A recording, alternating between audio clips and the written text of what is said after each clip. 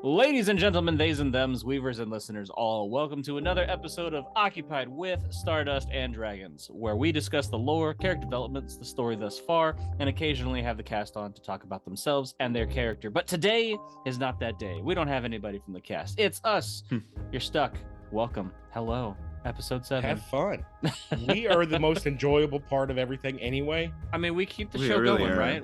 Yeah, we're the talking heads. We're the spice. Literally, talking heads. Yeah, we're talking heads. Sometimes a shoulder every once in a while if I don't get too far forward or something. Do it right, you get like half a mic, microphone arm, and anyway. Yeah. So this was an interesting episode. It really was. I enjoyed it. There was a lot more lore. Yes. In this one, it was a very lore heavy one. And that fucking name of the other not shopping center, he called it the neighborhood. What the hell was the word that he used for Alamia? I'm horrible with names. Subdivision. Yeah. What's the? I can't think of their separate little district. Kingdoms. That was the name. Yeah. I was like, jeez, that took a while. Hi, welcome to the episode. We know English. We know English. It's there. I have a degree in it. He's almost got a master's in it. I almost have a master's in it, and I'm still Think terrible about at that one. Because you are so bad at Englishing. Is that a word? That's a word. I know, Englishing. because the focus on creative writing in English and language is unique and can be interpreted in many ways. Background helps you in no way, shape, or form in coming up with a name for an NPC. Moving on. It doesn't. It really doesn't. I'm so bad at it. You are. I can come up with the complex concept to how you're gonna do something, but I have no idea how to name it. And you could describe the ever living hell out of body horror and go on for an hour, but then come up with a name. Bob. But what's it called? Oh, it's called Monster. Yeah, Monster 7 is what that one is. Monster 7. All right. Because I don't want to name it. But we love you anyway. We do. Back to the episode. Thank you for listening to our antics for a little while. So we got some info on first they got a letter when they came back to the Tipsy Wyvern. The Tipsy Wyvern. For that, they really read. They went back and forth for Wyvern. For Auntie. Oh my god, they went back and forth with Constance, and Constance was like, "This is a terrible idea." Oh yeah, no, it's definitely a terrible idea. And they were like, but gaslight you into doing this? There was only a little bit of gaslighting. No, but it was funny because I think it was Lyrax that was like, "Were you not listening the entire time?" Because as soon as they said steal, Constant was like, "Wait, what? Whoa, wait, what? Full panic mode. Just deer in headlights. Wait a minute. Straight deer in headlights. I just wanted to ride. I just wanted to ride. Lyrax was like, "Yep, you're along for the ride now." It was just great that stealing. She's like, "Wait, what?" Yeah, just but full attention now. What the hell's going on? They convinced her that her life was in danger if she did not go. They were like, "We can't protect you." Yeah, and I was from what? You could stay at the Tipsy Wyvern, but there's Aunt May and maybe Lucky's gun, but other than that, with us, you would be in the way he said it safe. It's the way he said it. Yes. It's like, you have my gun, you have Flip, or not Flip. What's Dan's character? That's Flip. Yeah. That is Flip. Flip Okay. is Dan, yeah. Lucky. Yeah, that's what I was mixing it up. He's like, you have Dan, Flip, you have me, but here, I don't know. Yeah. It's like, they gaslit the shit out of her. They did. Oh man, they're like, we can protect you, but not from afar. Yeah. He gaslit the shit out of Lucky too. Like it was like, but Lucky called him on it. Yeah, he did. Lucky called him it on didn't matter because he was just talking over Lucky the whole time. Yeah, it's Lucky, family. He went full Vin Fuck Diesel. up. He just Oh yeah, I was It's like, when family. the hell did we get into Fast and the Furious? It was a full Vin Diesel family. That was like- great. It was But great. it's It like was if Vin very Diesel much was two manipulating characters. everybody. It was Yeah. like, no. And I you're love that fine. the character, or the player character, Christian, for Brendan, he already knows. He's like, yeah, I'm definitely upgrading these fucking earpieces, because he was like, right Yeah. now it's 60 feet, it's talking out loud, there might be telepathy in the future. He was just like, I'm already Yeah. ready, I got it in my head. So that's definitely going to be an interesting thing, because artificers, they do artificey shit. I felt bad for him though, because like he was up all night and he was like drinking too, It's just like out on the table. 7 beers and just head on the table. Yeah, good old Lucky. So, and when they got back to the Tipsy Wyvern, they had a letter waiting for them. Hmm. It was mysterious. Yeah, and Little it was bit of- interesting because they specifically mentioned that it showed up only 10 to 15 minutes after they left, before meeting Estrella. Estrella. Yeah, it was real quick. It came right away when they were still en route, and it said, "The only designs the Queen aims to further, aims to further are her own." and then an address in Yeah. the district of Alameda. Alinea. Alameda. With an Alameda, M. that's it. Yeah. That is an M. My writing is horrible. Alopecia? I know. Shut up. Nobody's talking to you. He's like, I used to work at a warehouse with you. Thorn, the fuck does that say? Read it. What? What? What do you mean? They what? That looks like a bee. It's 13, just so you know. Yeah. So, and you get kind of like everybody's, they did good in talking. Yes. The RP was on point on this one. They talked to May. She wanted to know everything about it, but it was more, fashion and what it looked like, what was the experience like. Yeah. And then Flip was like, nah, she's hiding something. Yeah. Flip does not trust. I don't think Flip would trust any of the merchant lords at all. Probably not. I But- think there's got to be something in his backstory that we don't know Yeah. about yet. Yeah. That because he has an aversion to trusting. Yes. So that's going to be interesting when we finally get to that lore. And then they had like a whole thing of That's- talking about what they could do to also have the key. Why aren't they actually did a Mhm. really good planning session. Like, what if they took the key and opened up the safe or vault, whatever it opens? Yeah. They were talking about making copies of the key. Mhm. I mean, there was a lot of little conniving. Yeah. I mean, this is right up my And then, alley, of 'cause course, I do the same Constant thing, saying, she said that it would turn you into what happened to Jura, so maybe we shouldn't. And but- yeah. Well, and the whole thing, it was The his. voice of reason. And Yeah. Lyrax brought up the really good point by saying it's a little suspicious that she says we can't get it, but her people can. Right. So, and it is a little suspicious. I agree completely with it. So, Yeah. Little I red mean, flag. yeah, a little bit of a red flag. A little bit. He in And the fact that Jura has an assassin on his payroll that they learn about, Kaelin the Enforcer. Yeah, Oh yeah. it seems very fascist. Mm. Like his when they describe his little area. Yeah. With the walls surrounding and the poor people having to do all the work, and yeah, it seems a little fascist to me. It's a little bit. What's life without a little fascism, right? But Don't at me. but- I'm kidding. yeah, it's a joke. Jeez. Well, there goes the Um, podcast. All right, we're done. Just turn it Damn off it. now. We got- Uh, we got just canceled. got Damn it. people.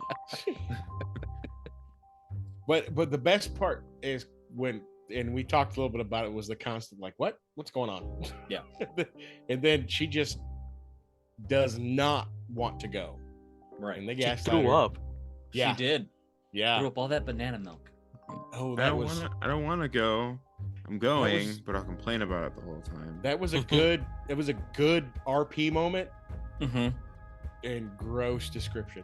Yes. Very much reminded me of The Exorcist. Not gonna lie. Yeah. Yeah. Because I imagine what the color of the Straight banana yellow. milk. Yeah. Just yellow. Just, Like that artificial banana yellow. yeah. Like, oh God, stop! No. Oh God, And stop. then and then Flip was like, "Hey, do you need a bucket?" And Brendan was like, "It's already on the floor." Well, if she has more, I mean, Yeah, the their back and forth banter between is Brendan still really and- great. yes. Their banter is really good. Doodaloo. Yep, that's How dare my you. fault. I didn't mean to do it that way. So after they get to the letter, they talk to May a little bit about what she knows of Juro, which is just that he's been a meanie forever, as far as Yeah. she knows. He's a real Not the big meanie. He's nicest. been a Yeah. meanie for a while. Well, Not yeah, nice. because because they asked specifically because they were wondering if like the key or whatever's inside the vault corrupted Jura, but Aunt May says that he's always been meaner than the rest of the merchant lords anyway. So But I can Does it- say honestly, just because he's been meaner doesn't mean he was always this bad. true. So it could be I have a feeling, and this is my opinion. Mhm. I have a feeling there's sprinkles of truth into what Estrella told him.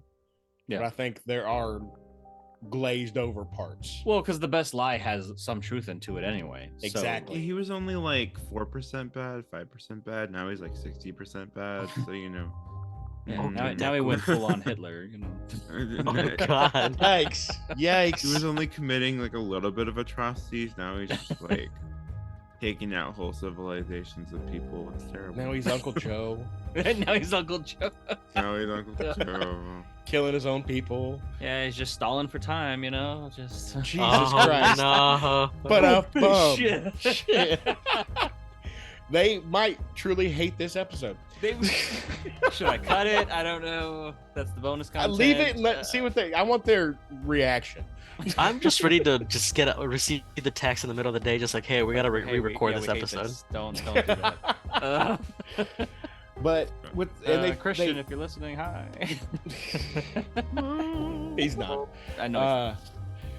Lucky they got lucky to finish the communicators, the Yeah. earpieces, which I thought was actually a bit of genius on Christian's Brendan. part with Brendan. Yeah. Mm-hmm. Because if you can get other people that are just as good to do your work for you, Hell it yeah. leaves you time to do other stuff. Well, and then he also did give the kind of gaslighty explanation of, "Hey, I'm out of spell slots. Could you help a friend? Yeah. know a family? You know." Family. So, yeah, family. I'm And gonna boy- start calling Brendan just Brendan Diesel. Instead of Dionheart, but yeah. You're gonna commission him as a Vin Diesel. Diesel Yeah. Dialhart. Diesel. Oh my Diesel god. Dionheart. Oh my god, Oh, yes. okay. That's perfect. That's the NPC. That's the That's new it. NPC. Oh no. He's just a guy in a wife beater and some chinos saying He family. really loves spaceships. And he has like That's all he, says is really family. loves spaceships. he found just- he yeah. found a necklace that was just like that gave like an inspiring speech ability to him. So all he talks about is family, and it just like makes people glow. With, Guys, with the idea please, of we're so family. off track now. No, we're not. We do an NPC every episode. We're just doing it early. That's all we're doing. Just in the fucking middle of the episode. Okay, fair. Don't gaslight me, damn it! Don't family me, Brian. Don't family me. But and then they split the party. Yes. They split the Which- party, they gave two separate goals to reach, and they did them. Yeah. Well, And I as a actually DM, liked it. I love splitting the party. I'm just Oh, saying. same here. here. One of my favorites. Yeah. But Unless you force them to be together. they split them, and they had separate goals, and they both did really well with them. They did. They both did Flip really well with them. and Lyrax went to go see Where the letter came from. where the letter came from, the scribes. So they went to Alamea and found the address, which happened to be like this scribe headquarters. It's like a scribes guild. University. Yeah, it was the scribes guild. Okay, So- yeah, scribes guild. Yeah. So books, writing, Nerds. Scrubs. lots of writing. So a lot of what Pup and I do. In fact, the secretary did not look at them once. Nope. When they came in or when they talked to her, she just constantly. Brandon described the secretary just copying one book to another, not looking up and saying, "Hi, how can I help you?" You know, just yeah, They don't just have ignoring. You know. Well, he said flat out that nobody noticed them. Yeah, they walked in and nobody noticed them, which is interesting. So- It gives me like powerful mage type vibes. Like, oh yeah, yeah, they're scribes, but really they're all wizards, and they couldn't care less about you walking in their room because they're not No. afraid. yeah. They don't care. Come in. Yeah, that seal on the floor, it's not just a seal, it's actually a sigil, so that way there's no damage from fireball, in case something, you know. And Gives me hive mind vibes. Yeah. Hive Flip mind walks. vibes. Flip walks straight in and asks the receptionist if Mhm. she recognizes the handwriting. Yeah. And then the receptionist turns around and talks to herself. Yes. I feel like it was something very similar to like the little microphone thing that they made for themselves. It could have been. Or honestly, the message spell. Yeah, Because if they're wizards, they've got it. Touche. So, it is true. but yeah, it was just funny how like Flip was like, "Are you gonna like go get him?" And Lyrax was like, "I'm pretty sure she already like let him know." Yeah. Just Yeah, that was a good part. I love the talking to the self, and because it gives you a little bit of foreshadowing that there's more to this than you know. Mm-hmm.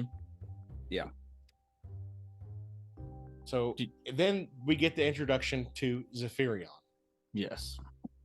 which Which was was half elf. that was a really funny part. Gotta say, because poor Dan, like he's I don't know if you've been listening to our episodes, he is the scribe for Stardust and Dragons, and he was just like, and he said the name as Flip, but then a second later was like, wait, out of character, the fuck was his name? Yeah. Just like lost it. Oh, That was great. I was confused too. I was like, wait a laughing minute. in the car.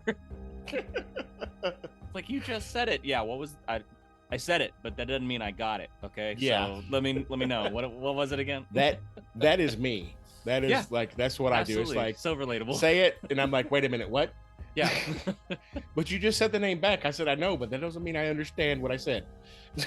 I just repeated what you said. That doesn't mean I got it. Not saved. It's not stored. Yeah. Now it's gonna be stored. I have to forget something to remember something, Yeah. so it takes me a second.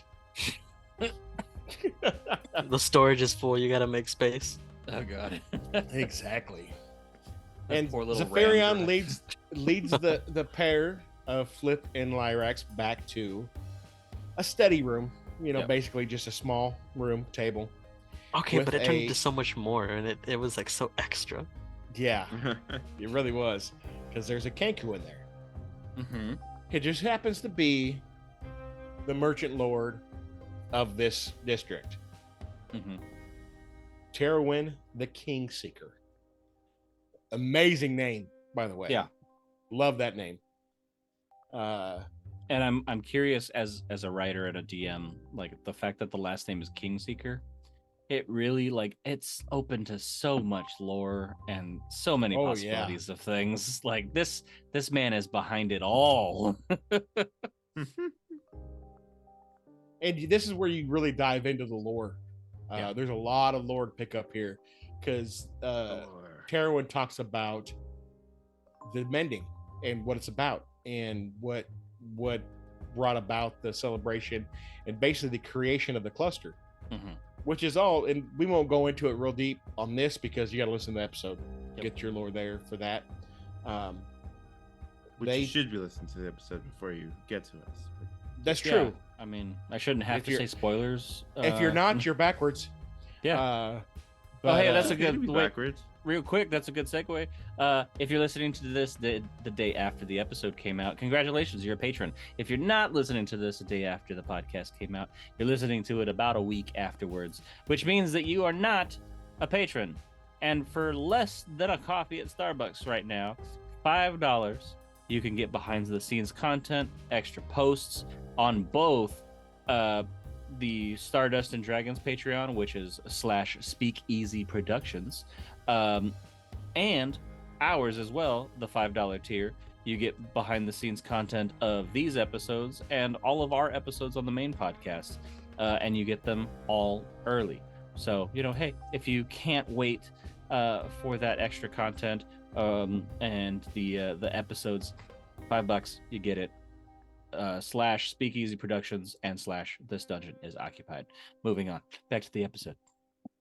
Okay, so you learn about the mending, and he actually admits to a lot. He says he doesn't know what Estrella's planning, but he knows it's something.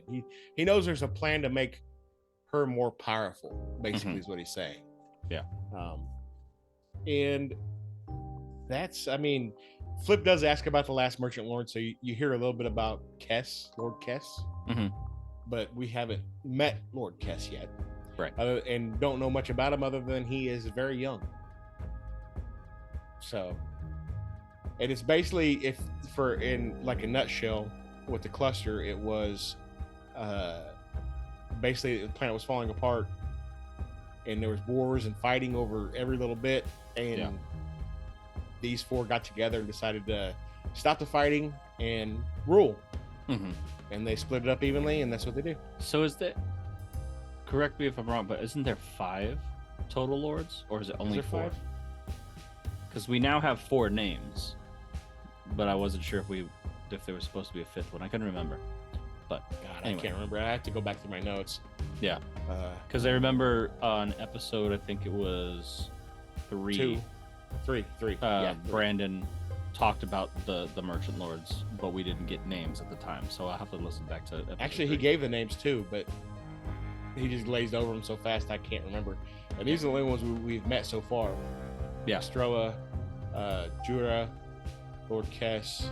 Which technically we haven't met Jura yet, or Kess. No, we haven't. But we know Lord them. Kess. But they are there. They're coming. Man, now I'm gonna have to go back and look. I know, right? But we're getting there. Yeah. So let's see.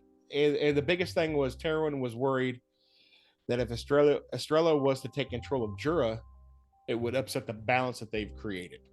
Yeah. It seems like he is more worried about keeping everything as is and balanced with the power, so that one Merchant Lord doesn't have the power to take over other Merchant Lords. Which is smart. Yeah. I get it. You don't want that monopoly. Yeah. No one ever does. I don't know why. Such a fun game. No. Destroys families.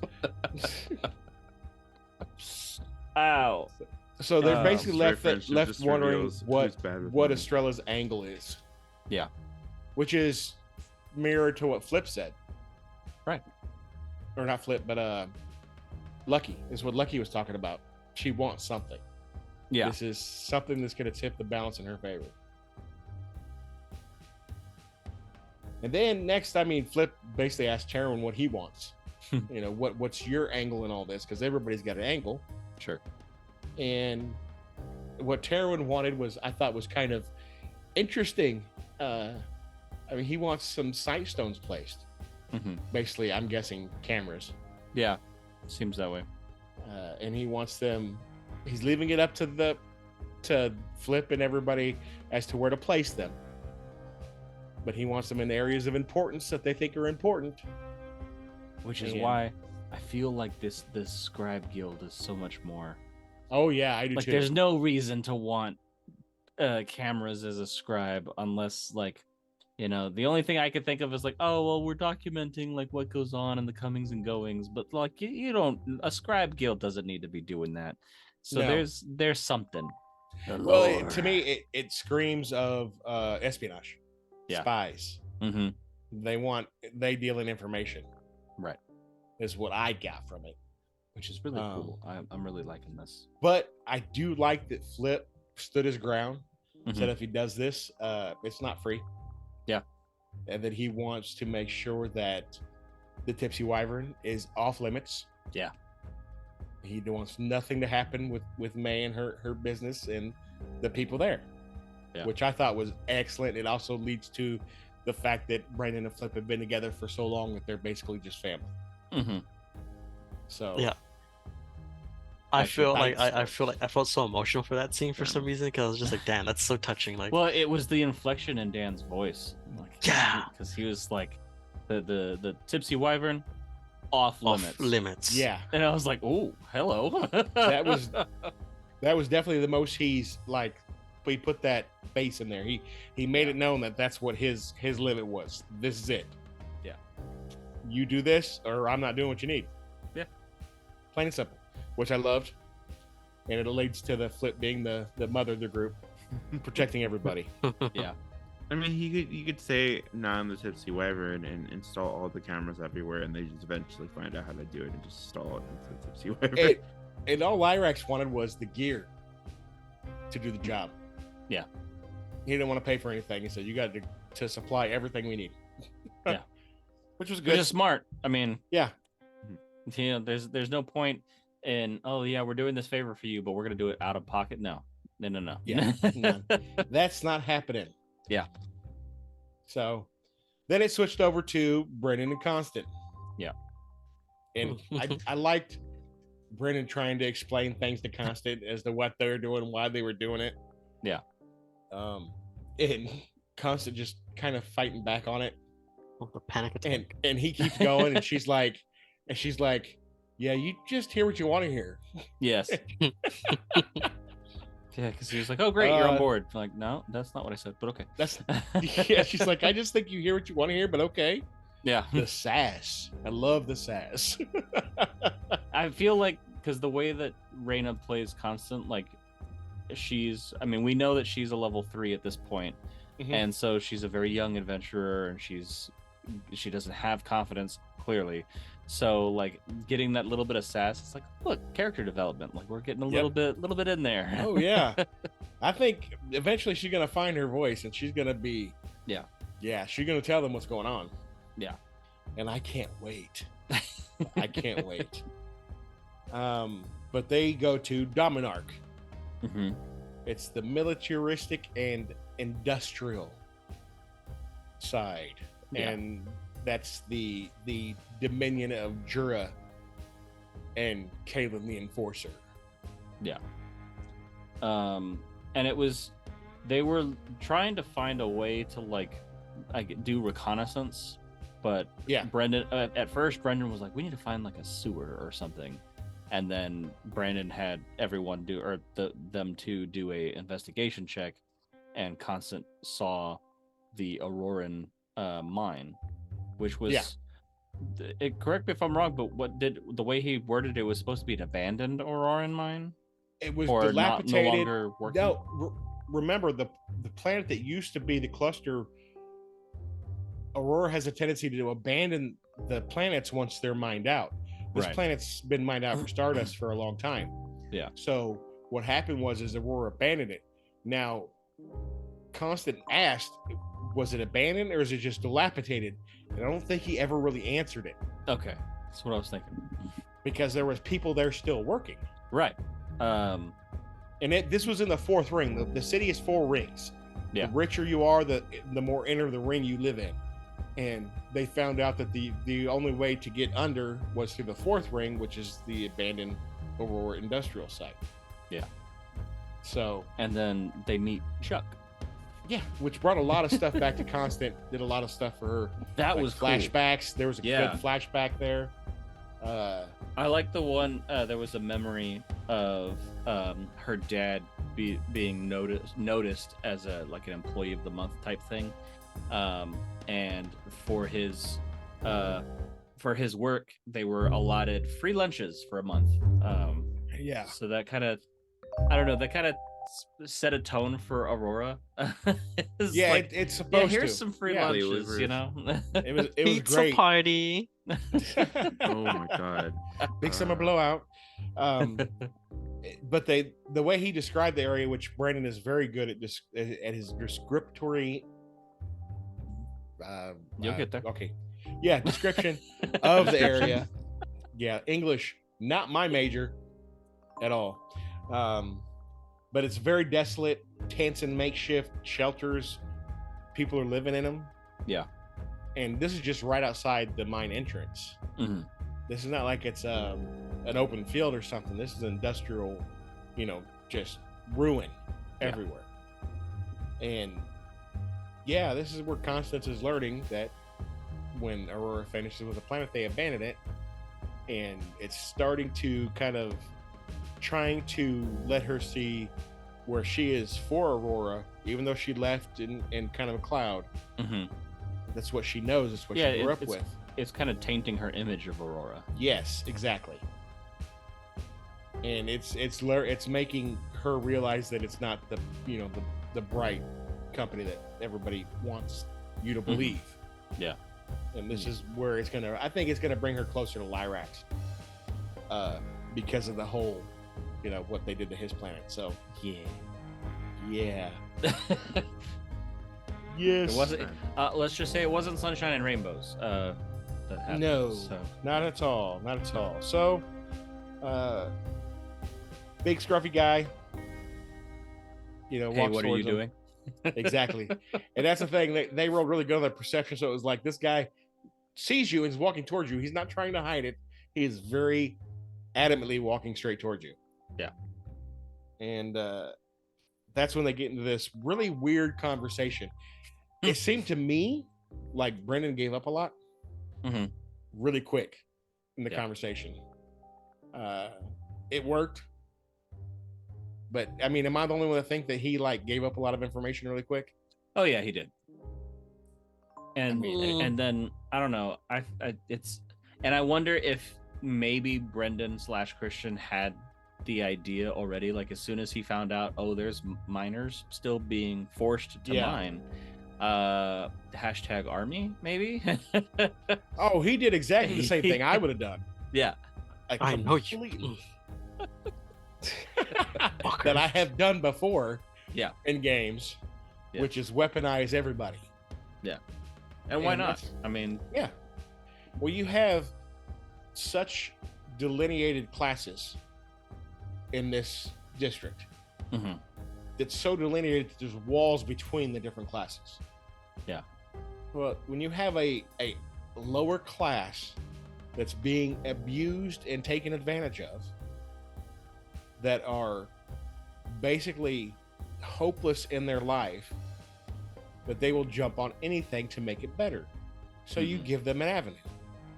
Yeah. And when you're planning on basically, which is a heist, which is stealing something, you want people to look the other way. So Brendan gave a distraction for everybody else so they don't see what they're doing. Yeah. I mean, basically, it works. It's genius. And there was a whole lot of talk between him and this big scruffy guy. Was it Chuck? Chuck, yeah. Yeah, there's a lot of discourse between them. But that's what it came down to, was him trying to. Yeah, and eventually he gets Clunk to do mending on the clothes and the shoes and stuff. Very smart. Yeah. And towards the end of the conversation, he sends Chunk to go to everyone and mend everyone's shoes first and then come back, so yeah.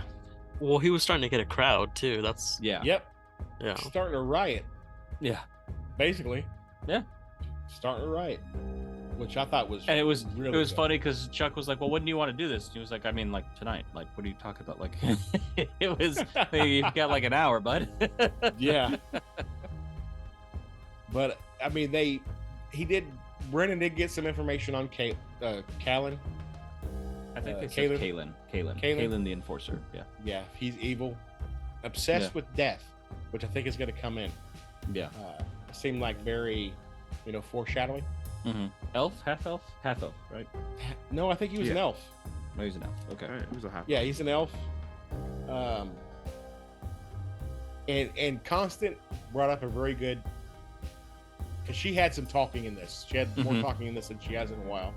Yeah. She wanted to know why the other merchant lords didn't help, and he basically said they don't care.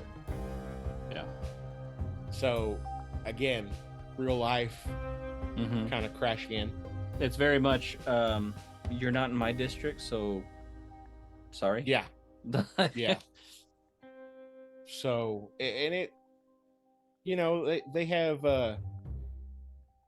they're kind of similar in that like he's saying that I'm going to take this guy on that's causing you guys so much hell. Mm-hmm. You guys can go and live a better life over here, so cause the distraction over here so we can get in here. Yeah. And he actually gives Concept the floor to like actually say something. Mm-hmm. And she actually did pretty good. You know, she talked about, you know, what should be done, the right thing, that kind of thing. But she didn't say a ton. And so, you know, Brendan stepped in pretty quick. Mm-hmm. And he actually asked these people for a little bit of help. Yeah. With what they're doing to help them, you know, help me help you type of thing. Right. Because Chuck asked point blank, "What do you want us to do?" And he was like, "Free yourselves." That's what I want. And that was basically perfect. And he had a decent role. He got about half the crowd, which was probably pretty big. He's got a +0 on persuasion. Like luckily he's rolling high, because otherwise he's not making it work. No. Dude, my favorite interaction with that was when he's like, "Do better than follow me" or something. Oh yeah, and Brandon flat out like, just no. laughs. You didn't roll that high. Yes. But they do get they get directions out of the guy where they need to go. Yeah. And I thought it was interesting that Brendan wouldn't give his name. Yeah. Didn't even put himself in the Dying Hearts. He was like, find the clan Dying Hearts. They'll take care of you. You know? So I thought that was smart. Mm-hmm. Because there's always somebody that's gonna snitch on you. Yeah. So and especially since Aunt May you know, is here. Like he doesn't want, you know. He doesn't want to bring anything else to it. Yeah. And then Constance did something interesting. She took samples of all these minerals that they said Jur was after. Mm-hmm. Which surprised Brandon. Yeah. Like he was like, "Oh, okay. Yeah." And I think that opened up something that he didn't think was going to be open for a while. Yeah. And well, because I mean, assumably there's no Stardust, so there's something else there, or a derivative of Stardust or something. But you know, I think it's more than that. I think it's something to help. That I don't know. I think he's building something, a weapon, or making something that he needs other minerals for before adding Stardust to. Right. Which is my opinion. I mean, yeah. It's got to be something though, because otherwise, like, I mean, I understand like there's an element of making this person mean and evil and whatnot, and so forced labor is definitely an easy way to do that. But there's obviously a meaning behind it. Yeah. You know, it's not just prison labor of like, go break that rock and then, you know, break it into smaller pieces again because I said so. Yeah. And then after that, this is where the actual memory from Constant comes in. Right. And Bale Cold Mine. Yeah. That was the name said. That was Bale the name. Cold Mine. I don't know if that's what that is. Father? Is it her? Is it what? That's what I was saying, because I wanted to see if you guys heard it differently, but it almost sounded like she was Bale. That's it. It sounded like it was her employee of the month, and she was Bale Cold Mine. Yeah. So I don't know if that is like a clairvoyant. I need to go back and type listen thing. again. Yeah. I need to listen again for a third time, but because I know that Constant is a wizard. Yes. But so I don't know if that was like a clairvoyant memory of like maybe she put herself into her father's shoes of getting the employee. That could be. That could be. I don't know. I need to listen to it again. It was interesting. But she was very bitter about it. Yeah. Which is not a sentence you would say about Constant up to now. Right. Yeah. She smiled at the memory, but still. It's character development. Yeah. Definitely some character development. I liked it. Yeah. We need constant character development. And they get back to the inn, to the Tipsy Wyvern. And I mean, Constant wants to know if they have enough. If they've got enough to do what they need to do. Yeah, they kind of all Good convene question. in an info dump essentially. Yeah. And then there was kind of like a not a fourth wall break, but just like a behind the scenes look where the gala was getting into full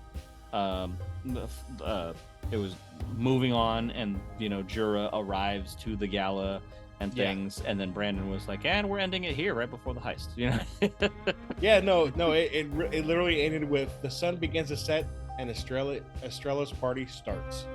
Yeah. And that's where they ended it, which I think was a great ending to a very interesting episode full of lore. Yes. You learned a lot in this episode. And I have to say, because I do a lot of editing myself, the editors on this episode, yes, they put in some work. Yeah, they did. Because the transitions from scene to scene with the sound effects and the smooth jazz in the background every time that they're in the Tipsy Wyvern, like there was some awesome choices, and I mean, Yes. hey, like kudos to the team for sure. For sure. So, what are everybody's thoughts on this episode? I really liked it. I definitely liked. I think in general, like my biggest thing that I enjoyed is the fact that like Constant got more screen time essentially, and I've always kind of, like we mentioned before, I like splitting up the team, because typically when you have a whole group, it's very difficult for everyone to get their moment, and one person usually always kind of just runs it. So now that they split it up, and now it's not even the same couples, like essentially. Usually it's Dan and Brandon. Mm-hmm. But now Brandon, but now it's like they're splitting it up differently. So it's very interesting to see a new dynamic and lyrics together. Yeah. So I just like the lore, and then just like seeing how they interact differently with someone else, not their usual person. Yeah. Pup. I really liked it. I'm excited to see the next episode with the heist. I liked all the lore because you know me, I am a lore fanatic, and if you put lore in front of me, I'll be like, feed it to me. Yes. Spoons. Yes. And so I'm really excited about it. And I just want to see more character development for Constant. So I'm just excited we're getting character development Constant. Because Constant usually takes up as a wallflower character, so she usually takes the background. And so it's nice to see her at the forefront of something for a little bit. Mm-hmm. So I'm excited. Yeah, Elodie. I liked the episode in its entirety, but I really like the opportunities there are for more story and more lore. The why they're mining this supposedly empty mine. The scribes. I'm stuck on the scribe guild right now. Is like the potential of the espionage, the potential for this being like a rather big guild. Kingseeker supposedly allegedly helping the party, but also wanting something out of it, which is like very like Brave New World-esque. Yeah. Or like 1984 where the cameras are inside the TV. Yes. So getting that, and then wondering like, okay, well, if Kingseeker wants this, like that's not the only thing he wants, right? Like there's something else. And like, okay, well, we're stopping Estrella from being a higher merchant lord, but maybe he wants to be the higher merchant lord. We don't know. So the potential is there for a lot of story, which I'm excited to watch or to hear. Yeah, no, I thoroughly enjoyed the episode. I think I love the idea of the little side quest in the quest, with the whole placing of the sight stones. I'm curious to see where that goes. Yeah. Because I think there's a lot to be had with the storyline with the Kingseeker in that, because I think there's more undertone to that than some of the others, that he is trying to come off as a complete nice guy, just trying to keep balance, but maybe he's trying for something more. Yeah. I do like that Constant got some screen time, and just what everybody said, the different characters, the different partners, I liked a lot, because everybody reacts with each other differently. So yeah, and there was such good information in this one, because I might not like to write lore, but I do enjoy listening to it. And there's a lot there to be had in this episode. So kudos to the guys, kudos to the crew, everybody. The editors did amazing. Everybody did a great job. Loved it. 10 out of 10. And that's it. That's it. Listeners, remember, we both have Patreons / Speakeasy Productions for the Stardust and Dragons Patreon, where you get bonus content like extra posts and behind the scenes stuff. Their blooper reels, which are hilarious. And also early episodes, early access. And the same thing for us. This dungeon is occupied. You get the occupied with episodes a week in advance. You get our main podcast episodes with the behind the scenes and yada yada. And we have other tiers where we do NPC of the week and town for the month and things like that. So if you like this content and you want more, check it out. And without further ado, remember to check your dungeons, because this dungeon is occupied with Stardust and Dragons.